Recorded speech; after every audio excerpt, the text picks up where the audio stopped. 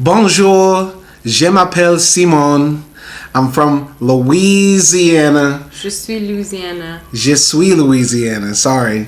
And anyway, coming to you live from Budapest, Hungary. This is episode 119 of Simon and AKDI movie reviews. And I'm here with my sexy, beautiful wife. Say hi, boo. Bonjour, je m'appelle AKDI. Je suis Turk. I'm not sure. But hello everyone, and today we are reviewing a Belgian-Congolese movie, AKDI or Omen. Alright, and this is a 2023 drama film / magical realistic piece made by the Belgian-Congolese rapper Baloji. And this is one of his latest films. He's made others before. He's been making films for over the past 10 years. He reminds me a bit of James Samuels, because James Samuels is also a black director who was also a musician as well. And we watched this film a few days ago. I just finished watching it again because the first initial watch, there were so many things that flew over my head.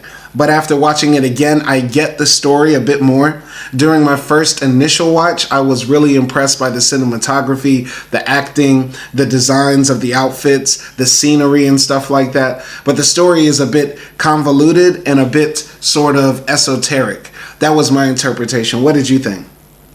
Yeah, the first time I watched it, I agree. Like, it is confusing. It's kind of like an all over the place movie, but you know, interestingly, I think there was an attraction for this movie for me. Like, maybe, like you said, it's because of the cinematography, the scenery, the music. Like, you get the full-on, you know, kind of Congolese experience. And that's what it was like, sort of. And like, the traditions, the different rituals that you see in the movie, you're intrigued by it. Mm-hmm. And that's why, like, I enjoyed watching it. It was just... like, the story was just confusing, and I think you would need to, like, watch it a couple of times.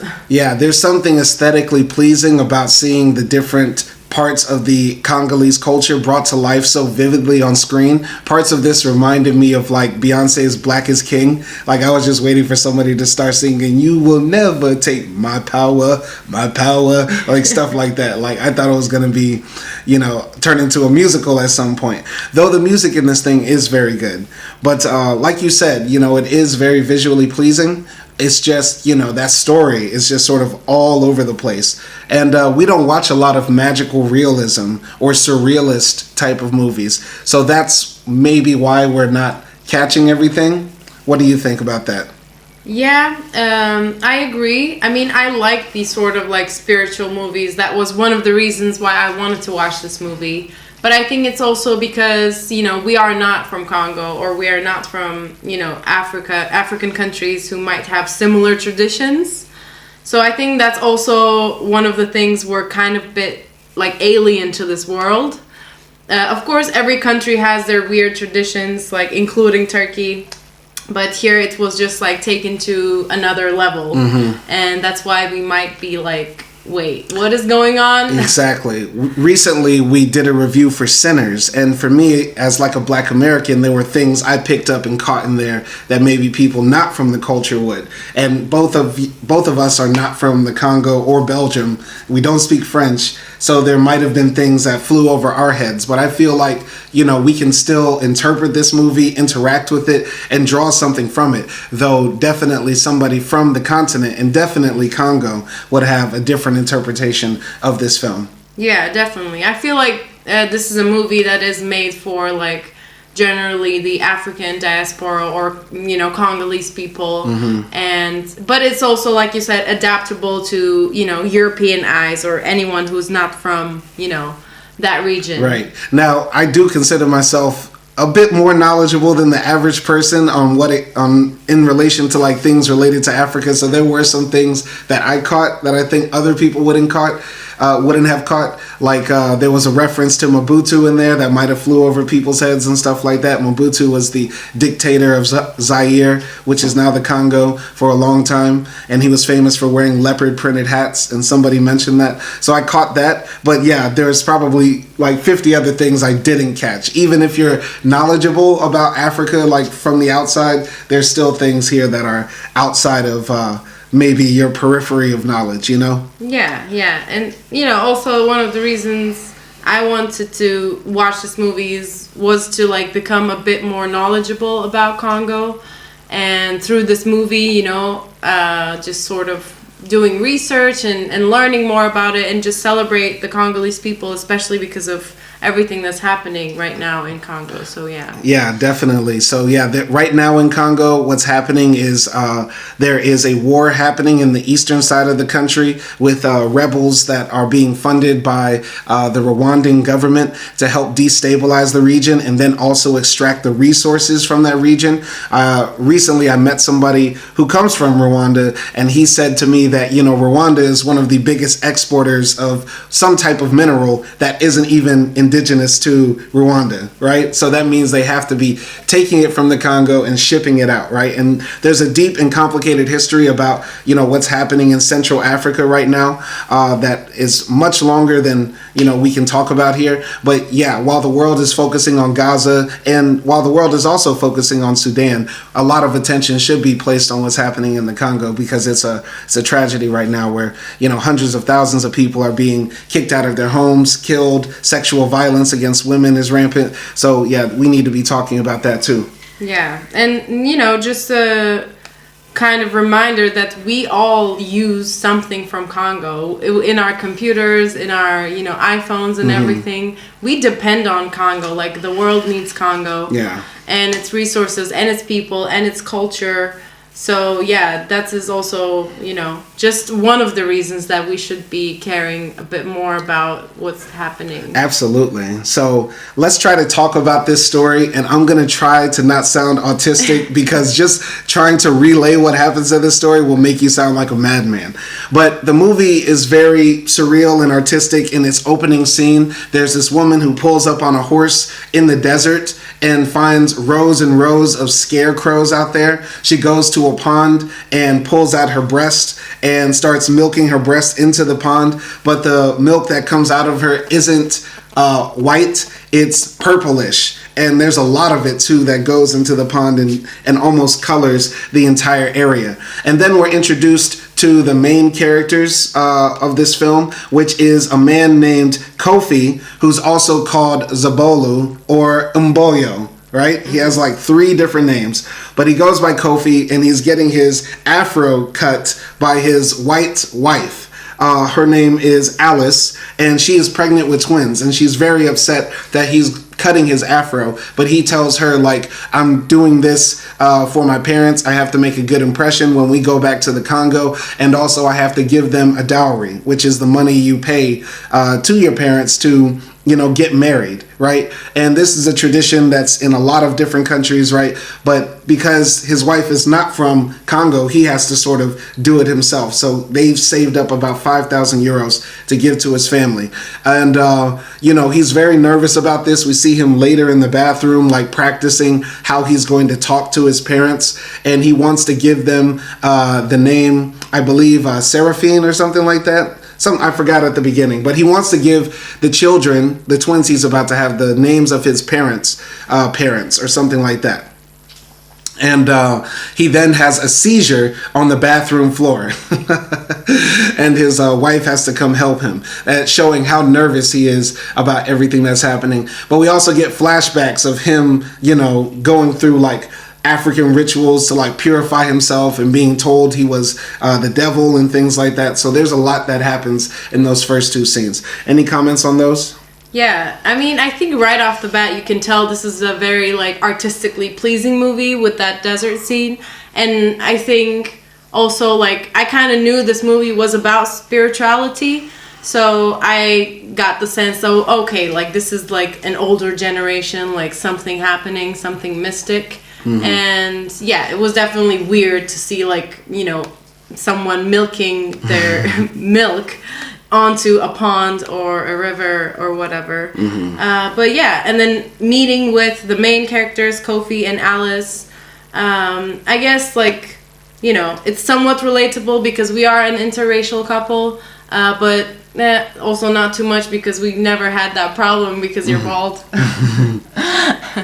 But yeah, I was like interested. Okay, like how are they dynamics, and you know what is gonna happen, and obviously with Koffi like having a seizure and seeing like those type of things, I'm like, oh, okay, like something is gonna happen to him. Like, you know, there's some dark energy around him. Going into this film, you know, just seeing the name Omen and looking at the very beginning, I'm like, oh, this is going to be a horror film, but it's like reverse Get Out. White woman goes to the Congo from Belgium with her black husband, and the family's like going to do rituals on her because they think she's like white devil or something like that. That's what I thought it was going to be. But I actually kind of might have liked this film more if it was like that. Okay. But yeah, no, the beginning was interesting because it sets it up to have like this culture clash, right? Because, you know, Koffi lives in Belgium and he's going back to the Congo. There's going to be that reverse culture clash. We don't know if he grew up there or if he grew up in Belgium. And then secondly, Alice definitely is not from there. So there's going to be that sort of culture clash and not knowing what to expect in this environment and stuff like that. And, you know, also at the beginning, we get this feeling like Koffi is estranged from his family because he doesn't speak Swahili. So he's been taking like Duolingo lessons. And also, you know, he says that, yeah, they got a straw hut for us to stay in, meaning that I can't even stay at my family's home. So there obviously is like some tension brewing at the beginning. Yeah, yeah. And I think, you know, that's relatable for some people who go abroad, especially like if there's very much of a physical difference between the two countries and stuff, and they can't go back. Like that could be the case for some people. Yeah. You know, just sort of, you know, distancing yourself away from your culture and your parents and your family. Yeah. So Koffi and Alice then go back to the Congo and they make it to the airport, but they're waiting there with their bags for like hours. Nobody's there to pick them up. So they end up renting a car, and he's calling his sister like, hey, you know, we were waiting there, but we ended up getting this car. I'm going to the mine now to see my father. And we find out that Koffi's father is either the manager at the mine or one of the, you know, directors or owners of the mine, something like that, or maybe just a worker there. That's never really made clear, at least for me.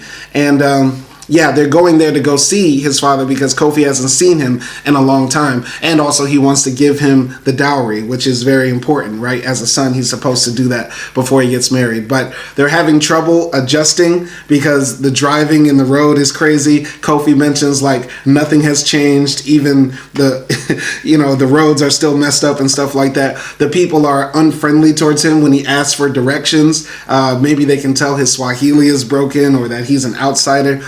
He makes it to the mine. His father isn't there. He feels bad because he wished he should have called ahead, and he's really heartbroken he didn't get to see him. And when they're leaving the mine, they come across a bunch of the mine workers gathered around, being entertained by these kids on a wooden horse getting pulled back and forth so that they rock like cowboys. And Alice and Koffi are just watching like, huh? What's happening here? So what did you think of those scenes? Yeah, I mean, you know, I didn't really think that deep into it, like them going into the mines and stuff. Obviously, there's like a cultural difference even with Koffi and the other Congolese people, which is kind of understandable and kind of sad for Koffi, I would imagine. And yeah, I was just feeling, you know, bad for him that he's sort of disconnected from his people. And yeah, I was actually expecting to like see the father. I was like, oh, like, hey, maybe he's gonna have some conflict with his father or anything. And you know, when he couldn't see his father, I was like, okay, well, this was like, you know, sort of a waste of time, like for them. And I think one of the most interesting scenes was that like gathering around, acting like cowboy scene. And I feel like there was somewhat of a lot of reference towards America, and it could be like we talked about, like iPhone and all those like electronical things that are being marketed in America and founded in America and stuff like that, because before that, you know, there was a reference to Clint Eastwood, and a lot of the mine workers wear like these cowboy hats and things like that. So yeah, it's like, yeah, it's kind of like a reverse, you know, cultural influence, right? When it should be the opposite. All the minerals, the raw materials come from Congo, but the culture comes from outside. Yeah. There's slight references like that to like Clint Eastwood and cowboys and stuff like that. Yeah, so that's what I thought. And obviously, like, seeing a little gang member that's like 8 or 10 years old, that was like insane. I was like, wow. Now, we've traveled to Africa, Kenya and Tanzania, right? And in both of those countries, what we notice is like on the beaches and stuff in several places, you have gangs of young boys that are like entertainers. So how they make their money is like by doing backflips or handstands on top of each other or gymnastic tricks. And so when I saw that, you know, those boys there, and also later in the film, I was like, oh, you know, that reminded me of our trips in Africa. Did you feel the same? Not because of the groups of boys, but when they first come to Congo and like they're in this bus station or airport, in front of the airport, and like there's all this chaos, that kind of reminded me of like some parts of Kenya and Tanzania. So yeah, like the fun chaos of the city. Like, I know it's like really hot. Yeah, you know? The organized chaos, getting hit with that humidity out the airport doors, the traffic. Yeah, it's crazy. So basically, you know, Alice and Koffi pull over to the side of the road, and they're starting to get dressed because Koffi's sister calls and says, hey, I'm sorry, I thought y'all would be in the airport for a longer time, and why don't you just come over to the house? We're having a get together, and just be nice to the uncles, you know, when you make it there, and you know, maybe things will go over well. And Koffi's like, okay, bet, while he's tying his tie and stuff like that.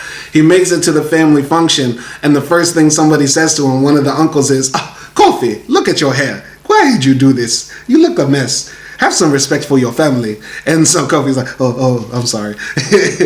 And so then he announces to the family, like, hello, everyone. This is my wife, Alice. And everybody just sort of like looks at her coldly and looks at him coldly. And at this point, I was still thinking in my mind, oh, this is about to be Get Out, but white people version.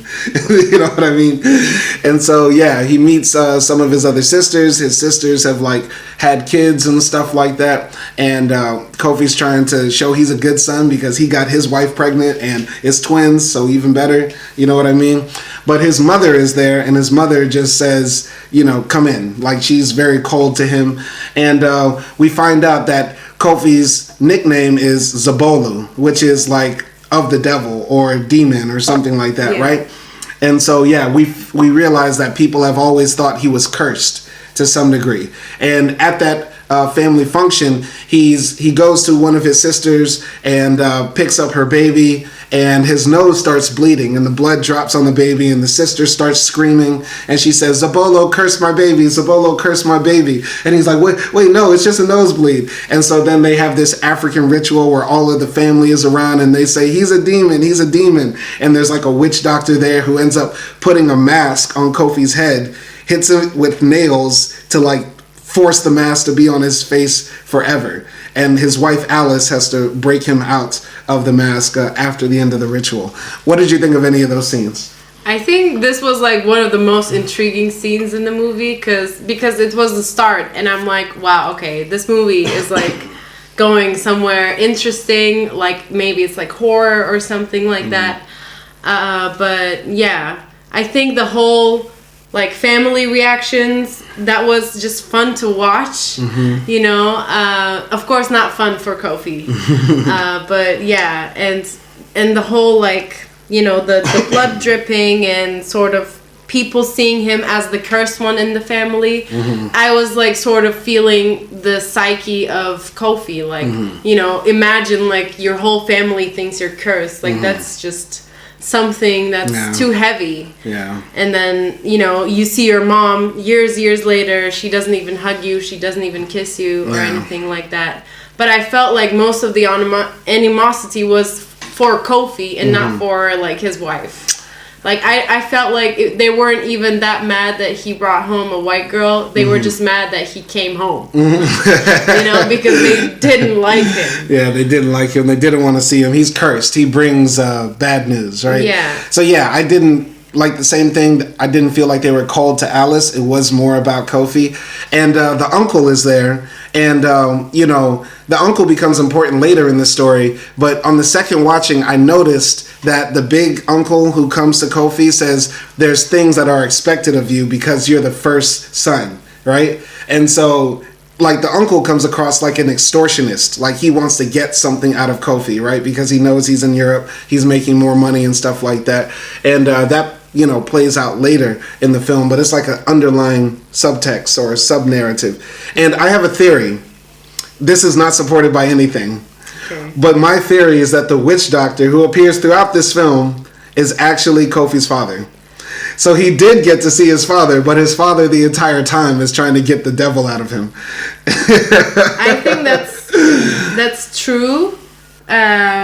Because we never see the witch doctor's face. He's always wearing a mask. He's covered all the time. Do you remember who was Abel in the movie? No. Abel or something like that? Because when I was checking the cast, the guy who played the witch doctor is called Romain. And the father's name is Romain, I think, also. So I think there is some like underlying connection between the two. So I think you might not be like completely wrong, you know? I think it's a solid theory. Okay, that's a good... Yeah, I don't know. We have to watch this film maybe 3 or 4 more times to get that.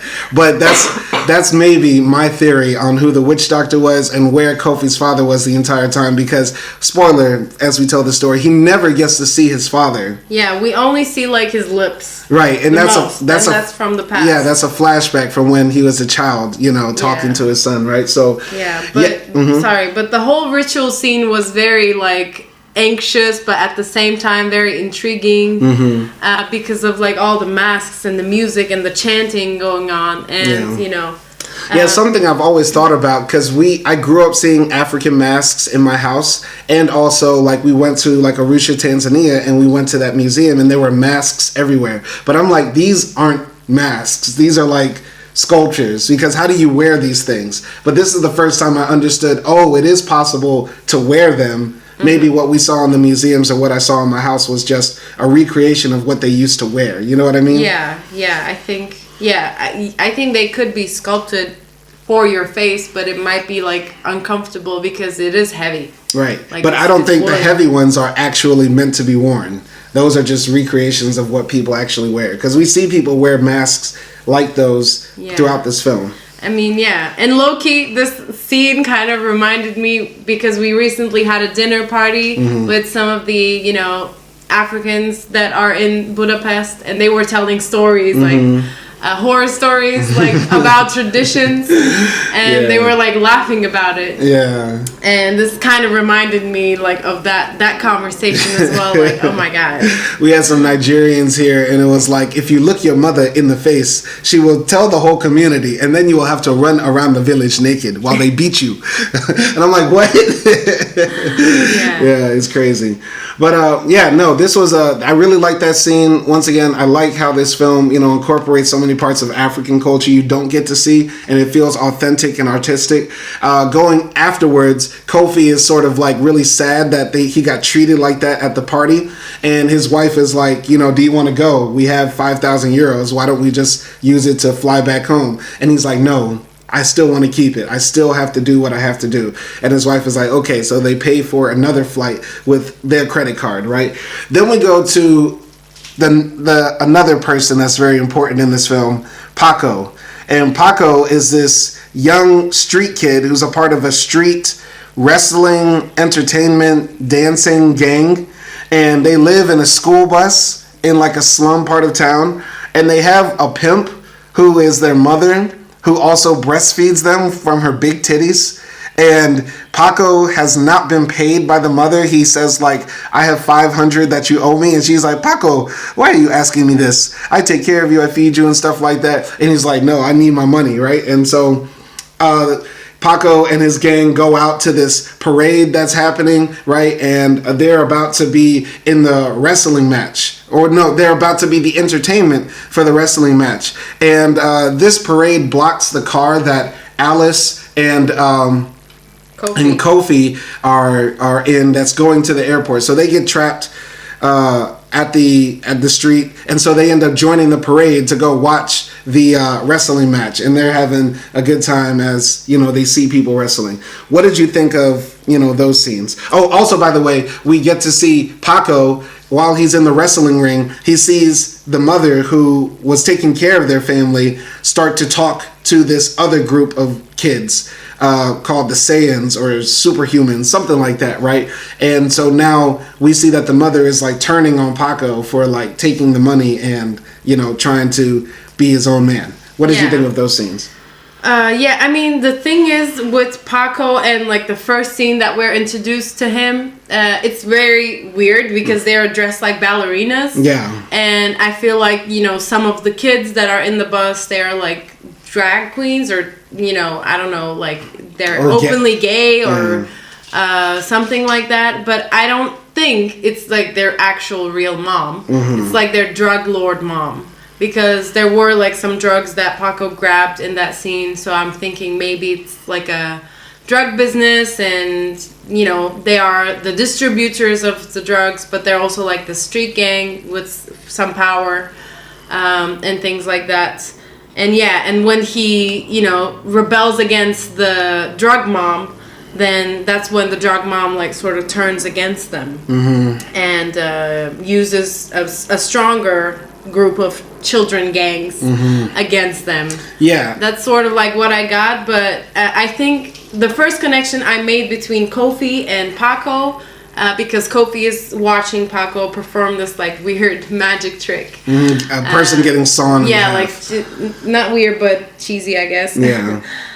Is that like when the camera goes back to Koffi and Alice's face, they're now smiling. And I felt like that's how he connected to his culture a bit, like just watching the parade and being amongst people that is not his family. Low-key, I felt like Alice was having a better time than Koffi. Yeah. Because every time we see Alice just out and about in Congo, she's like waving a leaf, smiling, just vibing along, in the car, chilling. Yeah.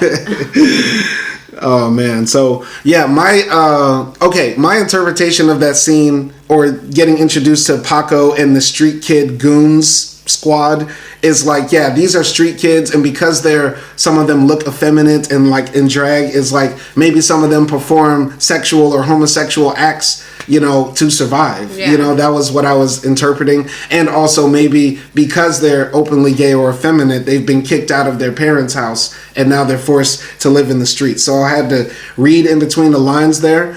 A part of me also feels like, and I'll just say, like, some people might watch this film and say, like, okay, this isn't a really authentic African story or masculine story because they make some black boys into, like, effeminate queer type characters. You know what I mean?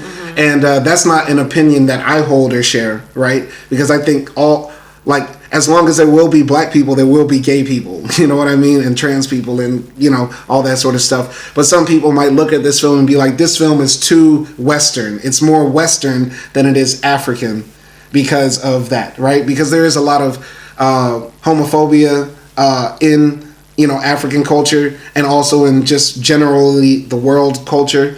But it seems to be more prevalent when we talk about, African cinema, how some people like view it. You get what I'm saying? Yeah. I mean, but I don't know if this is an actual thing that happens or not. Like if there are like sort of these queer street gangs, because maybe within the society, normally these things are not accepted, but these are not normal lives. Like these are kids who are involved in maybe sex work, who are maybe involved in drugs and stuff like that. So maybe it's acceptable for them. Maybe there's like a loophole for them to be dressed ridiculous. Yeah. And also the whole thing is like during Easter, right? So maybe it's an Easter tradition because we see actually like gorgeous views of the Easter parade there, Yeah. and it reminded me a lot of like New Orleans and Mardi Gras. Mardi Gras and stuff like that. There's that French culture connection. Yeah. So those scenes were very pretty, and then when we're introduced to like the Easter celebrations, I'm like, oh, okay, maybe this is normal that they're dressed like this. Mm-hmm.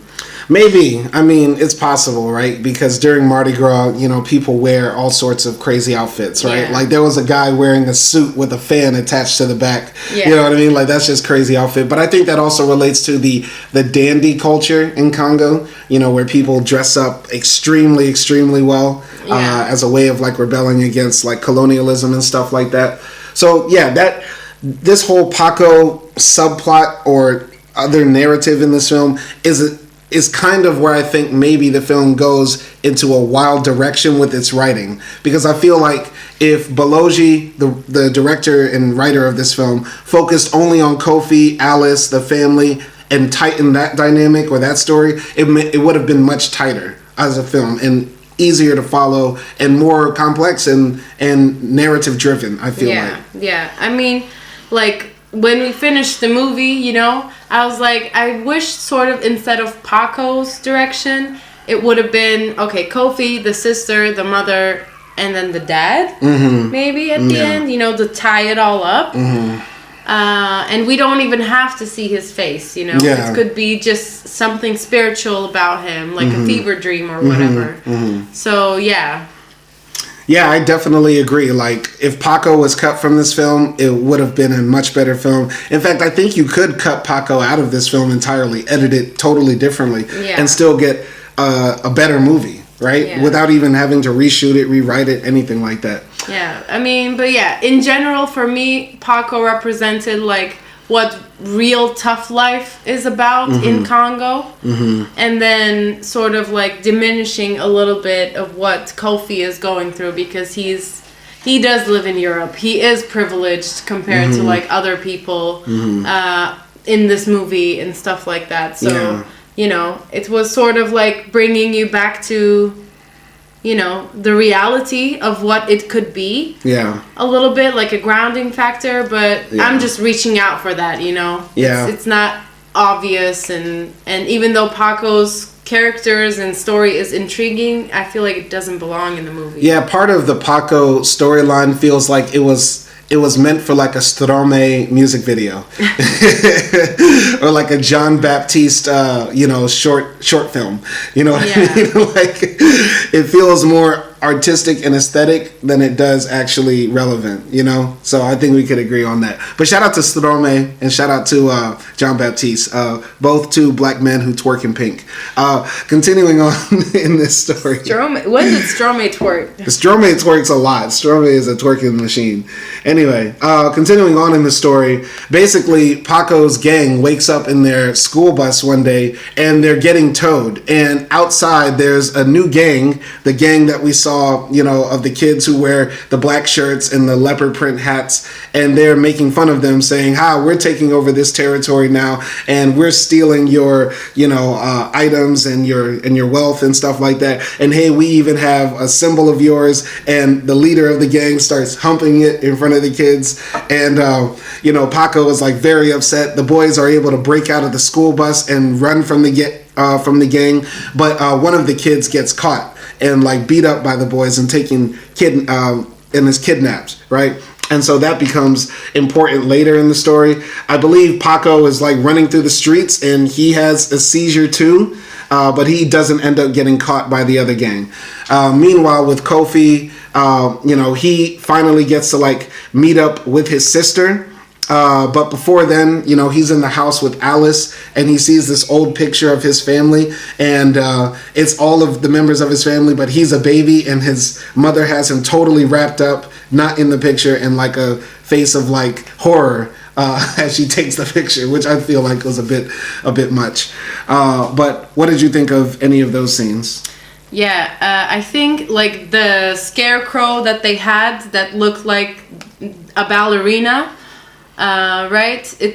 It was Paco's sister, Maya or something. And yeah, you can tell like, okay, maybe this gang did something to Paco's sister and that's why they have beef. in a way. Maybe they, raped her or did something to her. I don't know. Or maybe they killed her or whatever. I think she was killed, but go ahead. Yeah.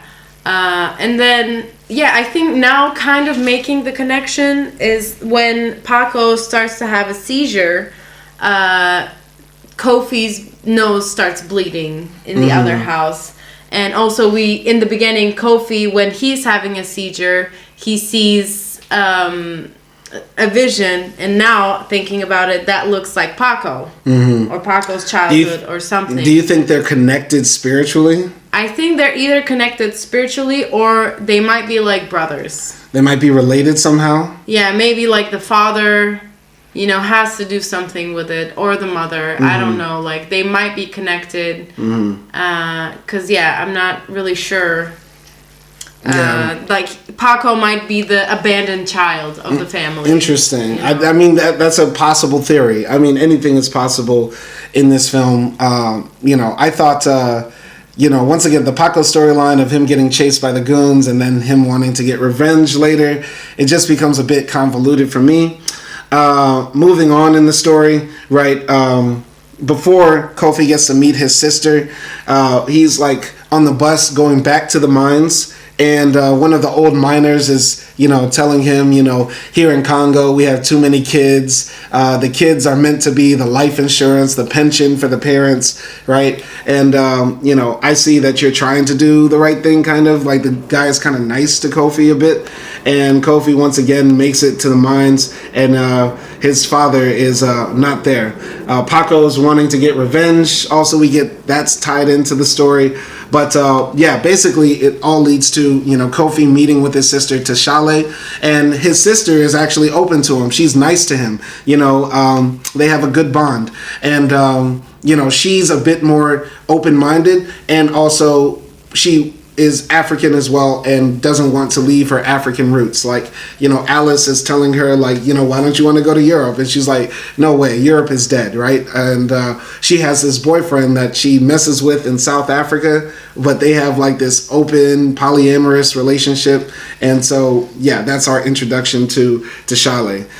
Any comments on that? Yeah, now realizing it, Abel was the father, because this guy in the bus, he says, you're Abel's son, right? So your theory is kind of proven. I mean, they're played by the same guy. Okay, so Dr. Phyllis Fong, who is the witch doctor, is also his father. So he did see his father. I was right. I mean, they're played by the same guy. So I don't know if they are actually supposed to be the same person in the movie. That's crazy. That's crazy. Yeah. Okay, this movie is like it's a puzzle, but it has layers and it's getting deep. It's getting deep. But see, that would have been a good twist. We didn't need the Paco storyline. Like, it could have just been the father was revealed to be the witch doctor later, and he found out when he died, or something like that. Like, it would have been so good. But yeah. And we see sort of, Paco just sort of being tortured psychologically, I guess. And he's having these visions of his enemies and a little bit of his sister wearing like the tiara and everything.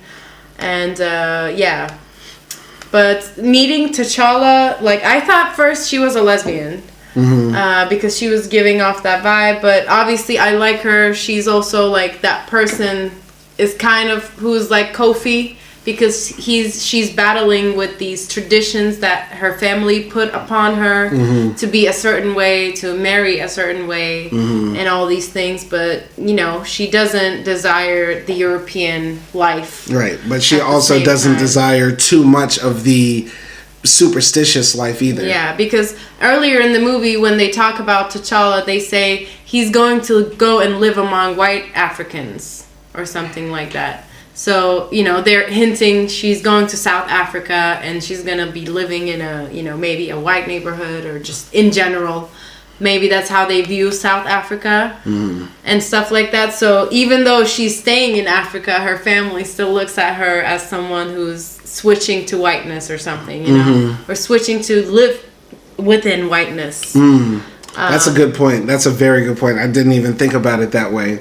That's very good. Yeah, so I think that's why she can relate to like a Koffi as well. Yeah. Because they're put in the same situation. Yeah, she's an interesting character. I really like her development and story, and I wish, they focused a bit more on her and, the struggles she was going through on trying to maybe bridge the gap in the family.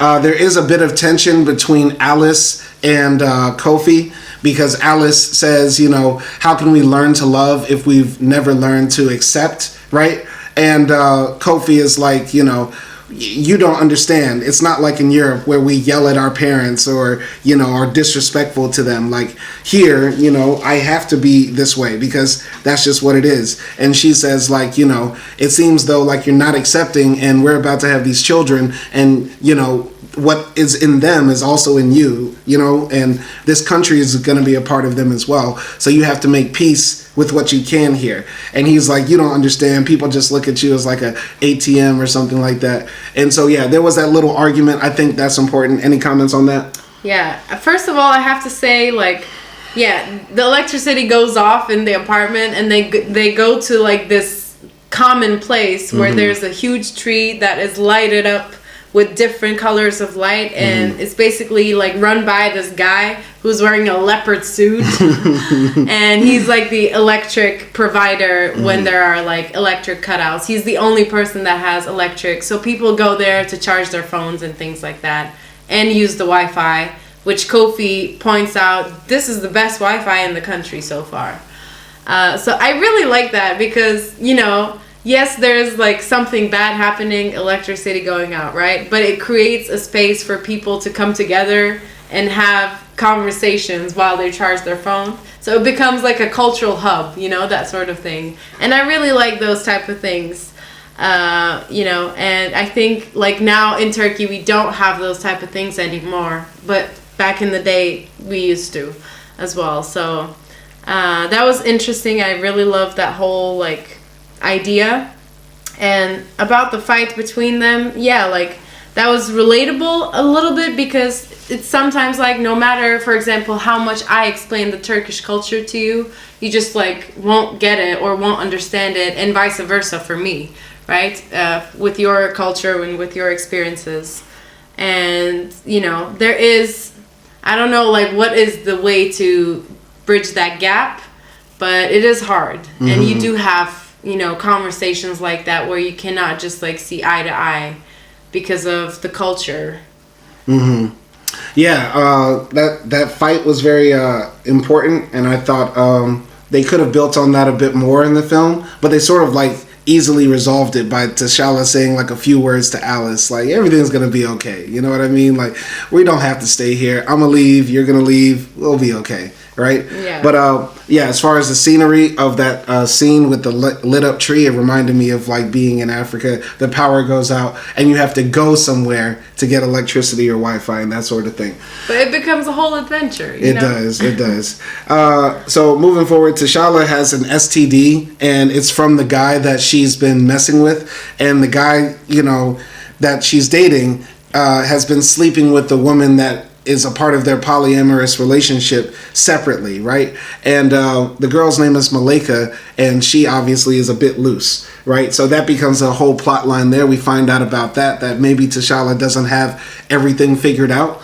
And Paco, going back to him and his story, he has a dream one night about him and his sister going to this hut in the woods, and they meet this old demon witch lady who invites them in and feeds them food, but then they leave and run out of the house. Paco does, but his sister is left behind, and that dream sort of symbolizes, I guess, what happened in their life with Paco being able to escape, but his sister didn't, right? And she succumbed to the violence of the streets or something like that, right? Because I felt like the old witch lady was supposed to represent the mother that we saw at the beginning, who was like, feeding the children from her breasts, right?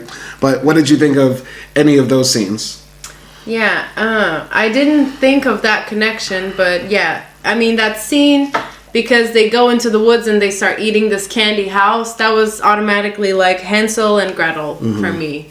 And then they see the evil like witch that sort of feeds them, but it didn't end up the same way as the story. Also, because in the story they're supposed to be fed until they're fat, and then the witch eats them or something. Right? But yeah, and I think because the witch was just sort of like so black that we couldn't see her face, I feel like that also represents the story in Europe. Because, you know, in Europe, they have those, like, kind of weird things, like the Black Santa in here, in Hungary, or, you know, just different things where they discriminate against black people culturally, if that makes sense. Or they culturally put them in the stories in, like, bad ways. Because, obviously, it comes maybe from colonial times and things like that. So it also reminded me of that as well. That's interesting. I didn't even think about that. But yeah, it's like, you know, that's very deep. I'm just going to say this, you know, once again, I think, as we know, race is like a social construct. We're not really black people, right? We're melanated, brown-skinned people, right? But black and darkness represents fear to a lot of different cultures around the world because, you know, nighttime was when the animals that were dangerous came out and other different things, right? So I think, you know, I didn't really interpret that as like, oh, they're using blackness as a source of fear that comes from a place of self-hate, but comes from maybe a more natural mythologizing type of fear, devoid of blackness as we know it in relation to race. Because, like, you know, it's possible people in the Congo might not even look at themselves as black, right? There's people that have gone their whole lives without ever knowing that they're black or would be called such or seen a white person. So, you know what I mean? I didn't think they were like using that to self-hate. I thought they were using that to point out the hypocrisy in Europe. I see. And just now, like, just because it's a Hansel and Gretel story, they're using the Hansel and Gretel story, but using a very, very dark-faced person as the enemy. Because that might be how the story originally told, you know. But now, just looking at the history of Hansel and Gretel, it basically comes from during the Great Depression. Children were used to be left in the forest because of, you know, there was no food to feed them or whatever. The Great Famine, sorry, not the Depression, in 1315s and 1321. So yeah, they would just leave their children in the forest to starve. And that's how the story came about to be. And there would be people who maybe lure those children with candy and stuff like that. That's horrific. That is horrific European history. Like, we can't feed our children, so let's just leave them in the forest. Yeah, so, wow. I don't know. Maybe that's how, if Koffi and Paco is related, maybe that's how he was left by the family in a forest or something. This is getting deep, like a Kendrick Lamar song. Yeah, I don't know. It could be anything, but I just immediately have that reference in my head. Okay. Well, this is getting interesting. This, as we're talking about this story, we're pulling back layers, and we might sound crazy to all of you if you have not seen this film. But if you have seen this film, you understand that where we're coming from, right? Yeah. All right. But anyway, moving forward in the film, there's like a few, you know, less than important scenes. We get, you know, the family members of T'Challa, you know, ridiculing her because she got an STD from this polyamorous relationship. And even though all these girls were like talking about sex and how they throw it back on their man and stuff like that, they're shaming her for how she lives her life. There's also a scene when, you know, these you know, salesmen come to the door and they sing a funny song about Alibaba Express to Alice and T'Challa and stuff like that. That's funny, but it's not really that moving for the story. I have something in that part because right before that we see T'Challa like laying in bed with a face mask and listening to like English meditations. I think that was also sort of representing how her disconnect comes from her culture, because she looked like a European girl, you know, just face mask, listening to psychotherapy and stuff like that, and then she has to like open the door and get faced with the traditions like of the guys like, singing or I something. see that. Okay, I mean, each scene could be really broken down and interpreted because, yeah, she's like, westernized. She listens to English podcasts. She puts on face masks. She has a white woman living with her. But then she opens the door and it's like, African silliness greeting her. Yeah. You know what I mean? Yeah, and she's also dealing, like, she's getting her pedicure done. That's when she's talking about, like, her STD and stuff, right? Mm-hmm. And she tells her man... she has European problems or something. Well, yeah, she tells her man, like, you did this to us and, you shouldn't have fucked with her. That girl nasty, you know what I mean? Yeah. But she should take some responsibility because if you know this girl doesn't protect herself, then why did you agree to that? You know what I mean? If you're going to have a threesome, the woman gets to choose. And also make sure that girl gets tested. I mean, I thought she didn't know that they didn't use condoms. Mm-hmm. And that was the problem. That he lied to her. Mm-hmm. Well, also, T'Challa and Koffi's relationship continues to get strong. They all bond about going to South Africa together and stuff like that. And basically, T'Challa's boyfriend comes back from South Africa after driving through Zambia or something like that, and he comes at her door and he says, like, your fuckboy is back to bring you back to South Africa and make your dreams come true. And she says, no, we're gonna go see the witch doctor.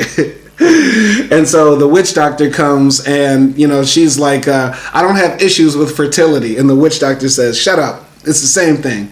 And so he starts purifying her, dumping her face in water and saying to her, like, the Bible says you need to be pure and all the sins and immorality you do of the man comes out in you and it will reflect on you and stuff like that, right? So he's like telling her how they view, purity, sin, spirituality, and all that sort of stuff. And they end up getting their whole bodies painted, covered in like leopard print and laying on the floor while getting sprayed with palm oil and stuff like that. Meanwhile, Koffi is at his mother's house to, give her the dowry and talk to her, but she doesn't open the door to let him in. So he keeps saying, I'm sorry, I went to Europe and I was a failure. I didn't get a degree. I work at a school without being a teacher, but I'm still trying the best I can. And I'm leaving today. I'm going to the airport. And so he slides the dowry under the door without talking to his mother. What did you think about any of those scenes? It was interesting, like how T'Challa sort of caved in when went the traditional way to sort of solve this problem. Mm-hmm. Because I understand her as a woman, like, you don't want STDs. Nobody wants STDs, mm-hmm. But especially if you're in this threesome relationship and you get it from who your partner fucked.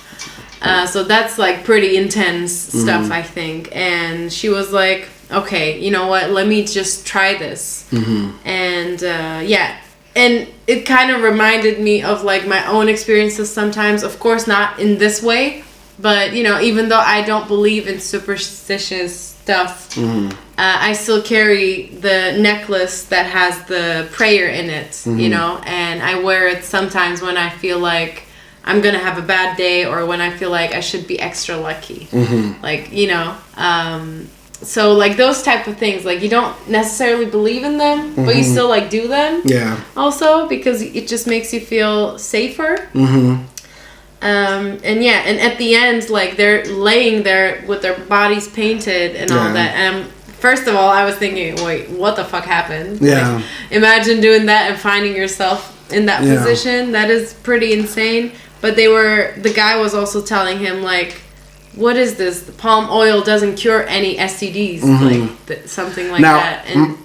And I feel like that just represented the distance between them, even though they are both Africans. Now, I believe that scene really transformed T'Challa because, like, all the stuff the man was saying, like the sins of the man come out on the woman, or the sins you do on the inside come out on the outside. After that, we don't see her do anything spiritual in the movie, as far as I remember, right? And so I feel like, that scene really transformed her. Yeah, she might have had those thoughts, like how you mentioned, there's still traditions you practice or things you do. But if somebody were to tell you, yeah, you wearing that necklace is what a man should tell you to do, or that's a part of what it means to be a good type of woman, you might rip that necklace off, you know what I mean? So I think that was a transformative scene for her because after that, we see her character, really decide she wants to separate from this superstitious world. What do you think? I didn't see it like that. I saw it as she sort of accepted things that were told by that superstition. That's how I sort of like viewed it, because the things that she said, because we see her previously listening to Western therapy, right? But then the things the witch doctor said, I think it related with her more, and that she was able to realize that it wasn't her fault in any way. Like, she shouldn't take responsibility, but that's just how like it sort of happens. That she has to take responsibility because she's in the relationship with this man. So yeah, I saw it as like sort of a confirmation of her feelings in that moment. And I also saw her a bit like realizing she had this transformative experience in a way that like not how you view it, but her husband or her boyfriend wasn't able to understand her the same way Alice couldn't understand Koffi. Right. I just, tend to disagree. Like, just understanding T'Challa's character, like how she listens to Western podcasts, how she is so, cultured and, educated and stuff like that. It's hard for me to accept that she would hear, the sins of the man reflect on the woman, and doing immorality, is a sin, is a damaging to your body. You know what I mean? Because like how she wants to live her life, everybody will find immoral. You know what I mean? Like, she's even said that in the film, like, the way I want to be sexually will never be accepted here. Yeah. So I really feel like, she went to gay conversion therapy camp and said, I don't want to do this anymore. Like, she did it, but it was like, that's done, but we can agree to disagree. Yeah. I mean, I just view it as, like, more than tradition, because there are things that could be said by your culture, and you can interpret them a different way. Yeah. So it's like, it's sort of like the wisdom of the culture. Like, yeah, it is saying like, immorality will lead to like diseases or whatever, but you can interpret what immorality means for you. Yeah. Not in the sense your mom and your dad views it, but in a sense, maybe immorality for T'Challa is not being true to herself. I got you. I got you. So I feel like it was more of a deeper connection. I hear you. I just think, the scene that comes after T'Challa comes home after the, ritual with the witch doctor, and her mother says, "Oh, I'm glad that you're here. Thank you for coming." And her mother says, "Before you go, take these nuts. I swallowed these nuts before I had your brother. Take them before sexual intercourse so you can have a healthy child, or maybe even a son." I'm not exactly sure. But T'Challa doesn't say thank you. She says, "Why didn't you open the door for Koffi? He was here today and he wanted to see you, and you were so mean to him." And her mother doesn't say anything. And then later on, Koffi is in the car leaving Congo, and she rolls down the window and throws the nuts out the window. So I feel like, that was her rejection, because, why wouldn't you accept the stuff from the witch doctor, but you don't accept it from your own mother? You know what I mean? Like, I feel like that shows, she was done with the whole superstitious Congo stuff. You get what I'm saying? Yeah, yeah. I just feel like sometimes how the culture is, and the way, like, our parents and the older generation is unable to, adapt that to today. Kind of like what creates that gap between our parents and us a little bit, because like for me, I still love the traditions of my like country, but I'm gonna adapt them to today and to my values. I got you. So I feel like that's what she rejected, like just her parents' view of the traditions. I got you. And not entirely the traditions, or not the traditions, but she's not like rejecting what they represent, but she's rejecting how they implement it. I got you. Once again, we will agree to disagree. Yeah. We'll agree to disagree. I can see how you can reach to that conclusion. Yeah. Going back to Paco's story, Paco finally meets up with his arch nemesis. There's going to be a fight one-on-one, Paco versus the leader of the enemy gang.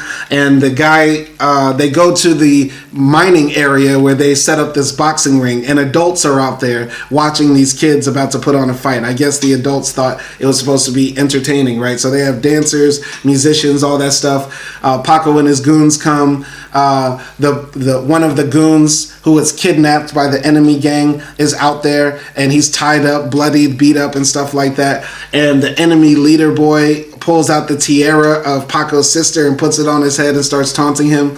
And the fight is about to begin, and Paco pulls out a gun and shoots that motherfucker dead. Just shoots him right then and there, dead. And that's the end of the scene. What did you think of that?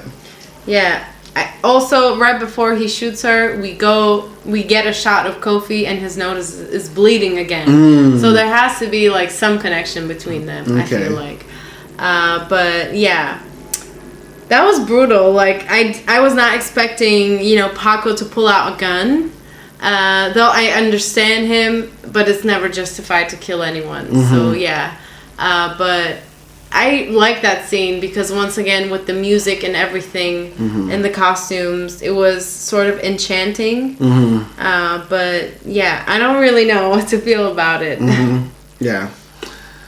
Yeah, Paco and Koffi are definitely related because of the nosebleed scene, and they both had seizures and stuff like that. So there is some tie there. Maybe they're brothers. Maybe they both have the same curse on them.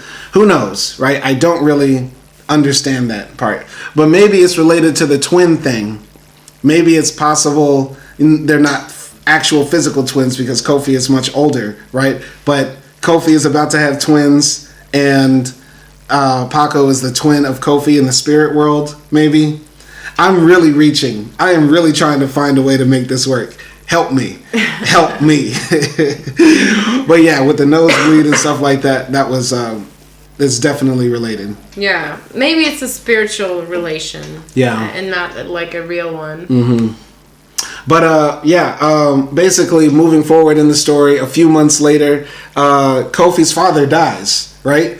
And his mother is distraught. And they can't find the body because his father died in the mine, right? And so, T'Challa, says... we can't bury an empty casket. I've tried, but they want to talk to a man in the house or the head of the house. And the mother is like, but I am the head now. And they say, well, maybe Koffi can help you, right? And so, Koffi comes back to Congo with his wife, Alice, and now his newborn twins. And one of his babies is white and the other one is black, which is hilarious. I'm sure there's some interpretation there. The people of the family reject him, saying, oh, you came back for your father's soul. Well, guess what? His soul is gone. You can't take it, you demon. And it's like, what? Koffi's mother is mourning. She pays people to come there to cry for her. And they come into the house and they start weeping so much that the floor starts to soak with water. And T'Challa comes to sit next to her mother. I believe she came back for the funeral. And Koffi's mother is just, covered in black, not crying at all, right? And meanwhile, Koffi and Alice are living somewhere else in the city. Any comments on any of those scenes? Yeah, I just think that whole scene with the ladies crying and screaming, it was very poetic. And it definitely, it wasn't weird for me because they do the same thing in Turkey in certain regions. They pay people to mourn? Yeah. So yeah, that was just like at this point in the movie it was getting more confusing. Now like that we're talking about it and discovering certain things, it's a bit more clear maybe. But yeah, I was interested actually when we saw it was the turn of the mother to see her story. I was interested in that a lot. Yeah, because this section is called Mujila, which is Koffi's mother. Yeah. So, there's so much that happens, I really thought it was kind of poetic how, the father died and now Koffi is kind of the man of the house because he is the eldest son and stuff like that, right?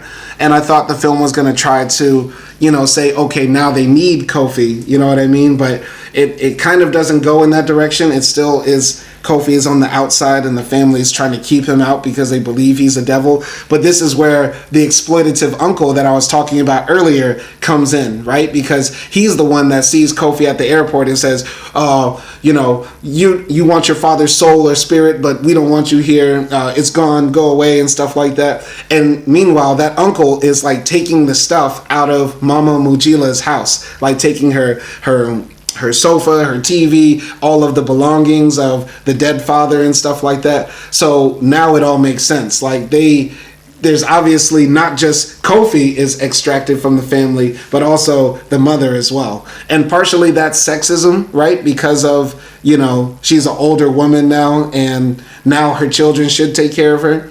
But also it's like of what we find out later about the relationship that Mama Mujila had with their brother. You know what I mean? Yeah. So, yeah.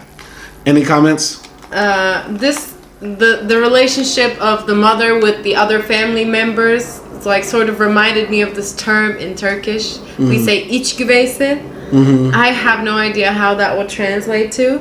But yeah, it was like nobody in the family actually liked her, mm-hmm. but because of like how the family ties are strong in the traditions, mm-hmm. they had to take care of her, mm-hmm. and they had to like give her, something in the family, and it feels like therefore because they didn't love her, they found a blame for her son Koffi as mm-hmm. well, mm-hmm. and and the mom just reflected that sort of, being an outsider feeling within the family mm-hmm. To her son as well. And it sort of became like this generational trauma thing. Yeah. So this is the part of the movie where it becomes like a really weird family drama, almost Jerry Springer-ish, when we find out the real story, because Mama Mujila's section is probably the most important. So she reveals that one time when she's sitting in her empty house with her daughter T'Challa comes sit next to her, and Mama Mujila says, when you were born, me and your father did not want to talk for about 3 weeks or so. This was our first fight, and the fight was over him wanting to name you after my sister Seraphine, who passed away. But Seraphine will always be my sister, and it can't be you. And I always believed that Seraphine, his first wife, was really the woman he always loved.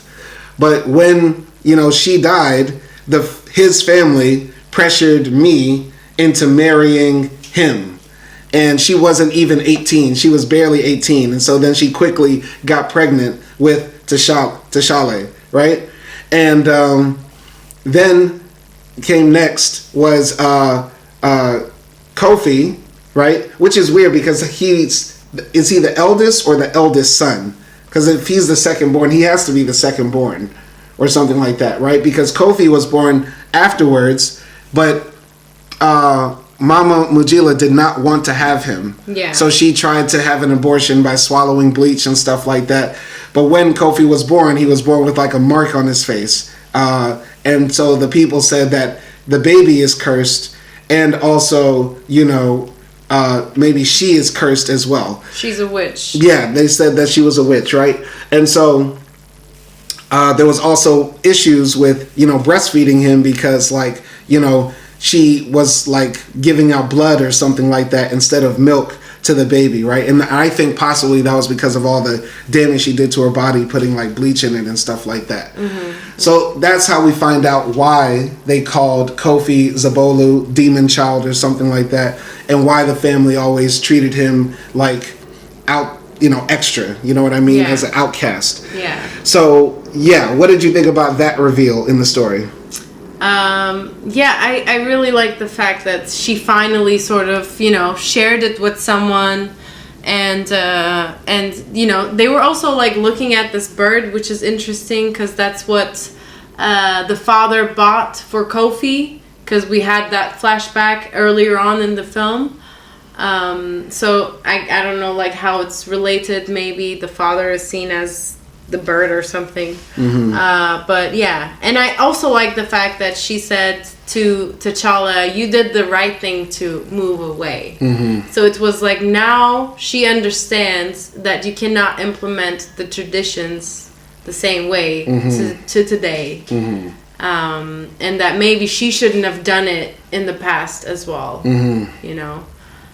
Because most of our parents and most of the older generation, they just took the traditions and they didn't question it, mm-hmm. and they didn't stand up against their parents and stuff like that. Yeah. Even though the world was already a bit changing. Mm-hmm. Yeah, like her story is probably, like you said, related to so many women's stories, today, unfortunately, but for like hundreds of years. Like women were, sort of forced into marriages before they were even, old enough to make their own decisions, if they ever could make their decisions. It was expected of you to get married, have kids, and preferably a son, right? And so, yeah, her story was kind of heartbreaking, and it really tied the movie together more. And I wish, maybe, this came like towards... If I rewrote this story, I would cut Paco out completely. That scene with the mother would have came like around the 1 hour mark, and then the rest of the story would have been like us, or the characters like trying to reconnect, you know what I mean? Or deal with now this understanding. Like the audience now understands why there's this disconnect, and maybe trying to piece it all back together. You get what I'm saying? Like, so reaching a happy ending. Reaching more of a happy ending, more of a conclusive ending. And I feel maybe a bit of the ending is a bit kind of rushed, you know what I mean, towards the end of that movie after that big reveal, because it makes so much sense, because so much of this film we're left in the dark in the audience as to why Zabolo is who he is. You know what I mean? Yeah. So it also reminded me a bit of my mom, because like she has issues with my dad's baby mom, right? Because we were born like, me and my sister, half sister, were like born very close in time in each other, and my dad ended up like staying with my mom and stuff like that. But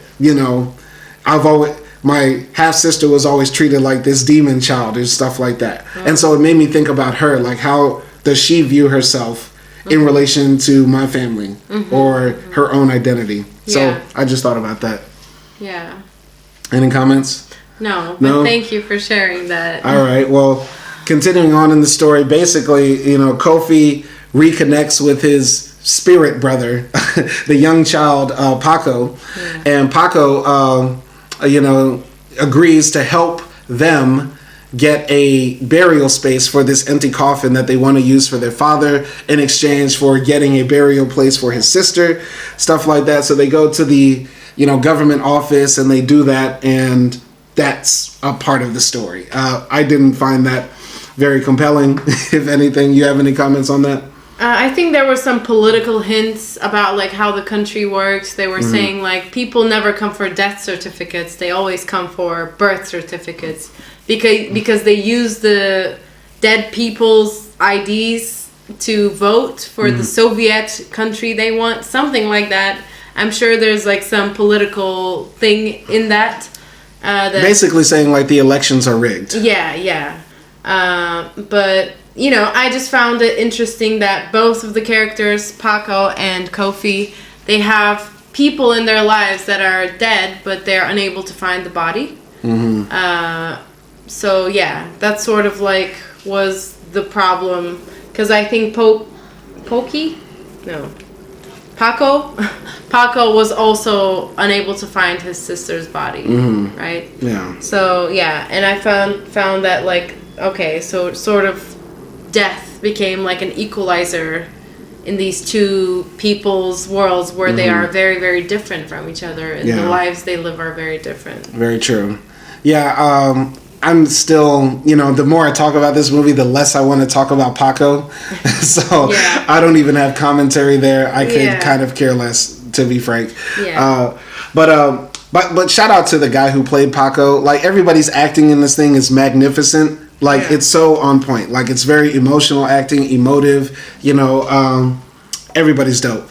But going to the final scene, essentially, Mama Mujila enters her bedroom where she used to share with her husband, and we see that they had two separate beds, and it looks like they slept apart, but she like pushes the beds together and like is mourning the loss of her husband and the space that will never be filled again.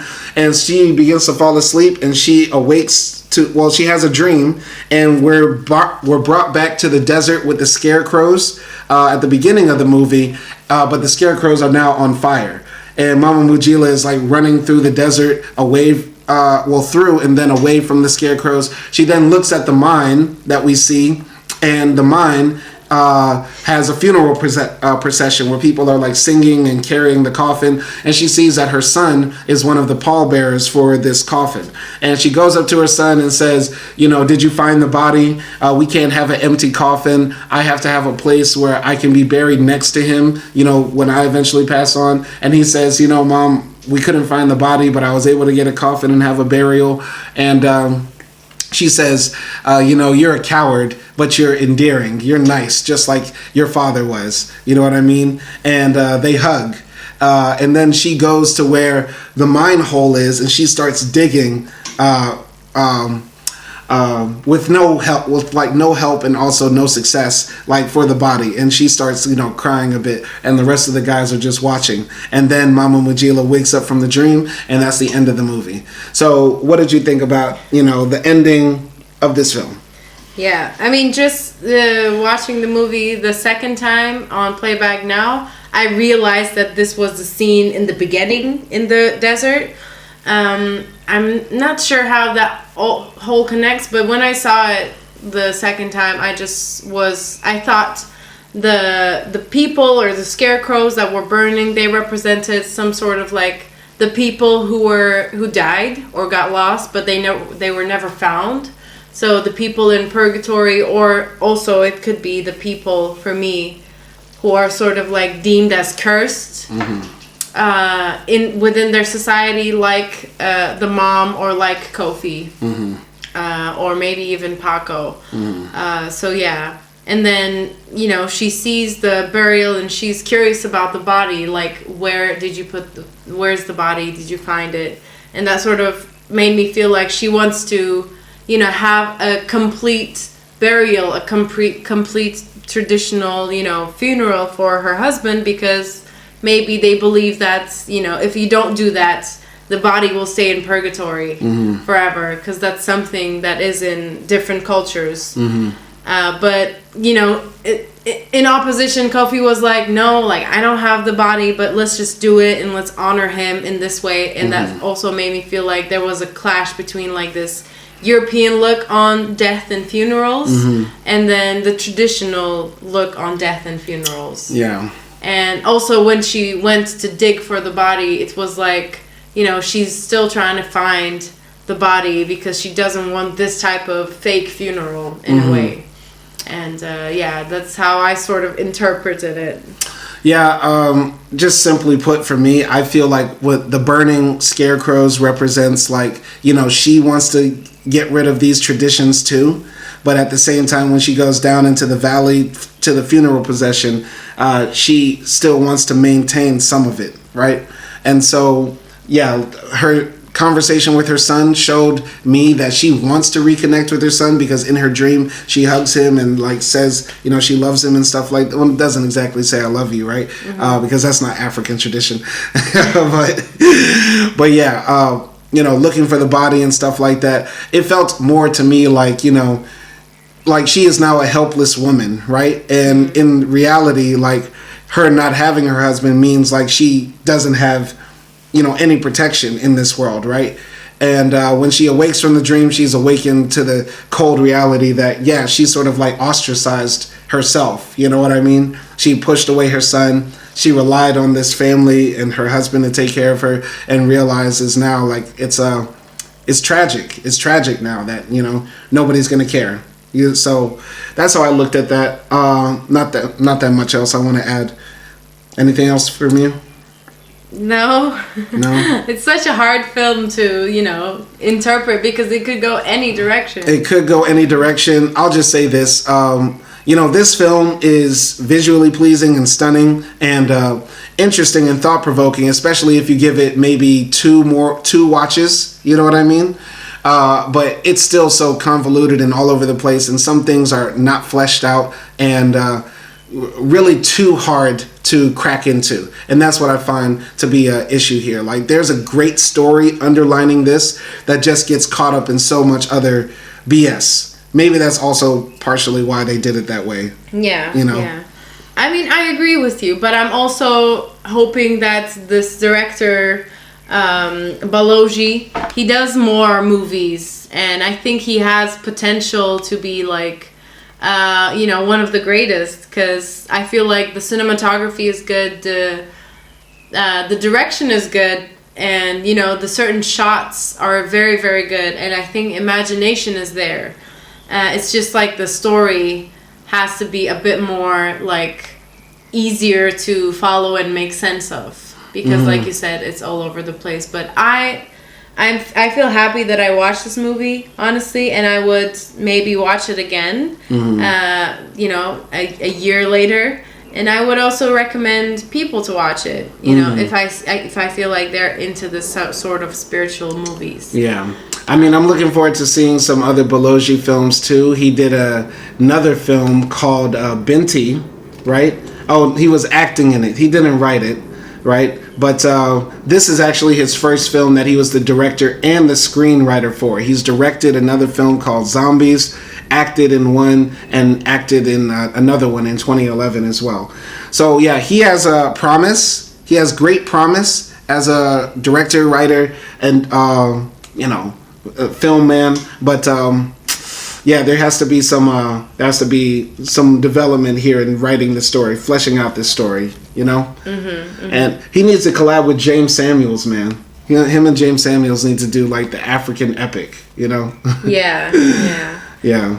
I think if he continues, and I hope he does, I think we would see like other great things from him. But yeah, I think for me, my overall score for this movie would be like a 6.5. And yeah, that's it. 6.5. I think that's a solid score as well. I agree with you. 6.5 is good. That's a good score. So, anything else? No. No? All right. Well, thank y'all for listening to this. Y'all go check out this film if you feel like it's up your alley. If you have any other films you think we should watch, put it in the comment section and we'll try to cover that. And also subscribe to Backpack Bandits and support the other content on this channel. We read books, we listen to music, we give commentary on the news, we do a lot of stuff. Be easy out there, and peace.